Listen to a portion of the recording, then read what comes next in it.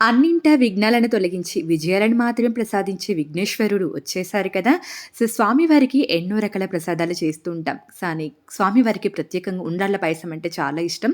పాన్‌లోకి ఒక glass water వేసేసుకొని, ఒక టేబుల్ స్పూన్ నెయ్యి వేసి కాస్త మరిగించండి. మనం అన్నీ కూడా ఒకే గ్లాస్‌తో మెజర్ చేసుకోవాలి. ఒక చిటికెడు ఉప్పు వేసి మరిగినప్పుడు ఇందులోకి ఒక గ్లాస్ బియ్యం పిండి, ఇది డ్రైది వేసుకుంటున్నాను. కొద్ది కొద్దిగా వేసుకుంటూ ఉండలు కట్టకుండా మిక్స్ చేసేసుకోండి. పిండంతా బాగా కలుపుకున్న తర్వాత ఇలా కాస్త దగ్గర పడుతుంది. ఉండలేమీ లేకుండా ఇలా నీట్‌గా మిక్స్ చేసుకోండి.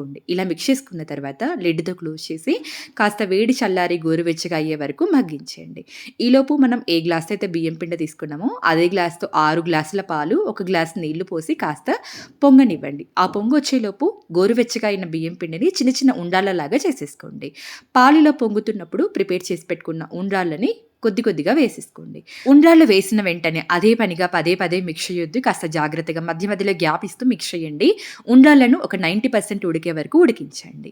ఇవి మనకు ఉడికాయా లేదా తెలియడం కోసం మధ్యలోకి కట్ చేస్తే పచ్చిపిండి ఉండలేకుండా ఇలా ట్రాన్స్‌పరెంట్‌గా కనిపించిందనుకోండి పర్ఫెక్ట్‌గా ఉడికినట్లే. ఇప్పుడు ఇందులోకి 150 గ్రామ్స్ పన్నీర్‌ని చిన్న చిన్న క్యూబ్స్‌లా కట్ చేసి వేసేసుకోండి. పన్నీర్ కూడా కాస్త మెత్తగా ఉడికే వరకు ఉడికించండి. ఇప్పుడు ఇందులోకి మనం తీసుకున్న ఏ గ్లాస్ అయితే బియ్యం పిండి తీసుకున్నామో అదే గ్లాస్‌తో 2 గ్లాసుల పంచదార వేసేసుకొని జస్ట్ పంచదారని కరిగించండి చాలు. పంచదార పూర్తిగా కరిగిన తర్వాత ఇందులోకి కొద్దిగా పాలల్లో డ్రై బియ్యం పిండిని వేసి మిక్స్ చేసుకొని ఉండలేమీ లేకుండా మిక్స్ చేసుకున్న తర్వాత పాలల్లో వేసుకుంటూ మిక్స్ చేసేసుకోండి. మనకి ఇలా చేయడం వల్ల పాయసం కన్సిస్టెన్సీ అనేది చిక్కబడుతుంది. కొద్దిగా ఇలాచీ పొడి, ఫ్రై చేసి పెట్టుకున్న డ్రై ఫ్రూట్స్, నెయ్యి వేసేసుకొని మిక్స్ చేసుకుంటే ఉండ్రాళ్ళ పాయసం రెడీ అయిపోయినట్లే. సో, వినాయకుడికి ఎంతో ప్రీతికరమైన ఉండ్రాళ్ళ పాయసం మీకు నచ్చినట్లయితే తప్పకుండా ట్రై చేయండి. రెసిపీ నచ్చినట్లయితే లైక్ చేసి ఫ్రెండ్స్ అండ్ ఫ్యామిలీ మెంబర్స్‌కి షేర్ చేయండి. మంచి వీడియోతో మళ్ళీ కలుద్దాం.